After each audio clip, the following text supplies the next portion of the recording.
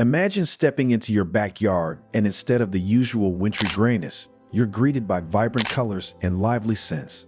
Sounds magical, right? Well, let me take you through transforming your forgotten garden into a stunning spring paradise.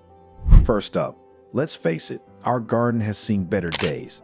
It's all a bit sad after the winter, right? Overgrown, colorless, and frankly, a mess. But here's how we can change that. So, we start by clearing out the old and tired, dead plants, fallen branches, all that stuff that's been accumulating. It's like cleaning your room. You've got to see what you've got to work with. And oh, checking the soil, crucial. Sometimes all you need is a bit of compost to bring it back to life.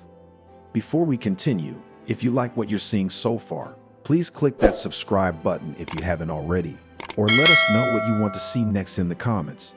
It will help the channel tremendously. Thank you. Now let's sketch out a new look. Think about adding paths that invite you to wander, maybe a bench under that old oak. And what about a bird bath?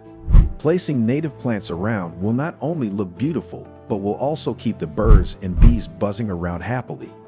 Okay, onto my favorite part, building raised beds. These aren't just good for your back, they also help you control what goes into your soil. Planting is like setting the stage for a show.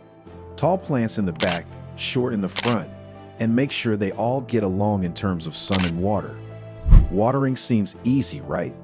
But a simple drip system can save you tons of time, and guess what? Your plants will thrive on the consistency. And don't forget, the mulch keeps the weeds away and the water in. Now for some flair. How about those old boots as planters? Anything works if you give it a creative twist. And from here on, it's all about keeping things tidy. A little trim here, a sprinkle of fertilizer there, and plenty of love.